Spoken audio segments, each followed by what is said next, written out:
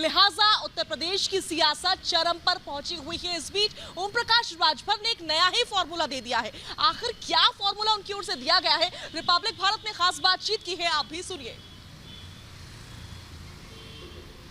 आपने कहा कि सिंगल नेता ओम प्रकाश राजभर है, क्या मुख्यमंत्री का चेहरा आप हैं अगर भागीदारी संकल्प मोर्चा चुनाव जीतती है? नहीं, देखिए, हमने आपको बताया ना कि भागीदारी संकल्प मोर्चा में अकेले हम नहीं हैं।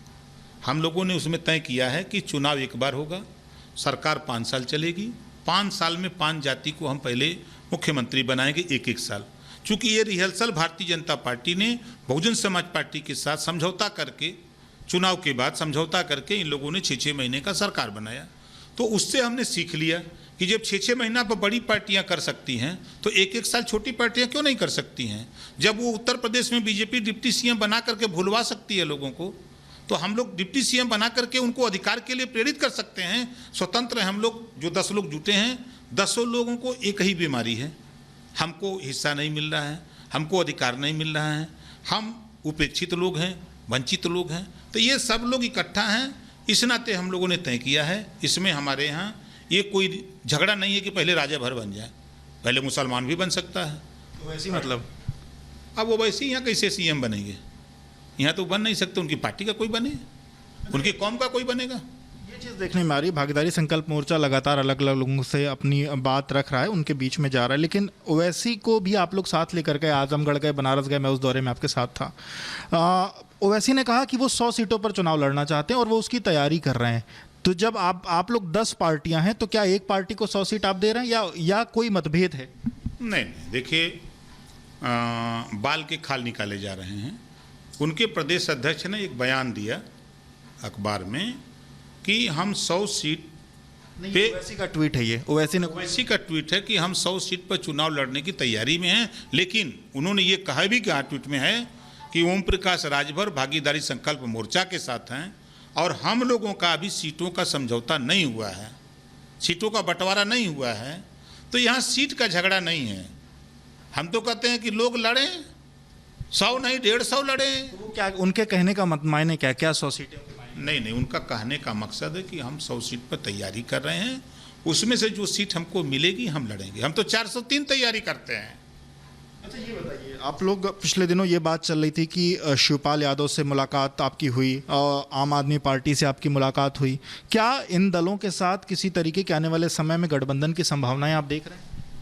15 तारीख के बाद, 15 जुलाई के आसपास शिवपाल जी फैसला ले लेंगे कि वो कहाँ रहेंगे।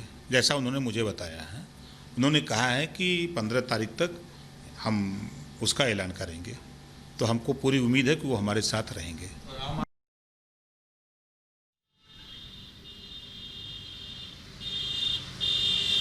तो देख रहे हैं आप किस तरीके से पश्चिम बंगाल के बाद से अब उत्तर प्रदेश की सियासत चरम पर पहुंची हुई है, क्योंकि उत्तर प्रदेश में भविष्य में चुनाव होने जा रहे हैं। लिहाजा तमाम सियासी दलों में बैठकों का दौर लगातार जारी है। कल मैंने खुद मोहसिन रजा से बात की थी, आज आपने ओपी राजभर को सुना, आपने सुना उनकी ओर से एक नया फॉर्मूला दिया गया है। इस बीच किस तरीके से ओपी राजभर के इस बयान के बाद से मोहसिन रजा ने उनके ऊपर सियासी और तीखा हमला बोला है, किस तरीके से, वो आप खुद ही सुनिए और उसके बाद से हम आगे बढ़ेंगे।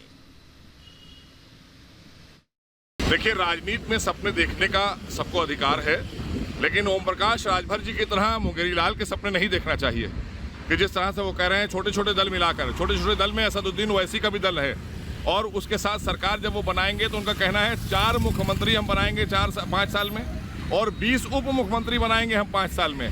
तो मतलब कभी असदुद्दीन ओवैसी को बनाएंगे मुख्यमंत्री, कभी वो खुद बनेंगे मुख्यमंत्री, कभी और उनके सहयोगियों को बनाएंगे उप मुख्यमंत्री। तो ये छोटे छोटे दल मिला के जो दलदल उन्होंने बनाया है, तो उत्तर प्रदेश की जनता इस दलदल में फंसने वाली नहीं है।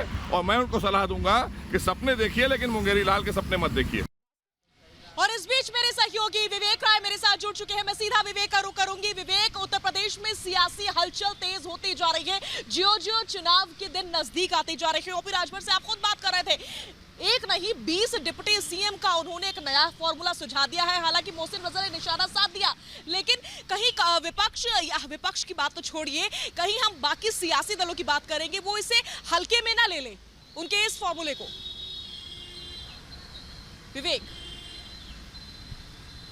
नहीं, देखिए ओपी राजभर को फिलहाल जो तमाम सियासी दल हैं कोई भी उनको हल्के में लेने की उसमें नहीं है, क्योंकि तमाम जो सियासी दल हैं, चाहे वो समाजवादी पार्टी हो, चाहे बहुजन समाज पार्टी हो, उन सभी से फिलहाल ओपी राजभर और उनके जो ओपी राजभर का जो भागीदारी संकल्प मोर्चा है वो अलग अलग दलों से बातचीत में है। और ओपी राजभर का साफ तौर पर एक मकसद है, वो है कि भारतीय जनता पार्टी को किसी भी रूप में 2022 में सरकार नहीं बनाने देनी है। उन्होंने साफ तौर पर रिपब्लिक भारत से बातचीत में कहा कि अगर समाजवादी पार्टी को ये लगता है कि वो हमारे साथ आ सकते हैं और हमारे साथ जाने पर अगर वो भाजपा को रोक सकते हैं तो हम समाजवादी पार्टी के साथ जा सकते हैं। उन्होंने कहा कि बसपा से भी कुछ दिनों पहले की बात एक बार उनकी हो चुकी है। इसके साथ साथ उन्होंने कहा कि हम आने वाले दिनों में आम आदमी पार्टी से भी उनकी संजय सिंह से मुलाकात हुई, इसके बाद आने वाले दिनों में वो अरविंद केजरीवाल से जाकर के दिल्ली में मुलाकात करेंगे। टीएमसी के एक राष्ट्रीय महासचिव ने उनसे बात करी थी और उन्होंने कहा कि आप ममता दीदी से इस पर बात करिए। तो कहीं ना कहीं एक तरीके से भारतीय जनता पार्टी का रथ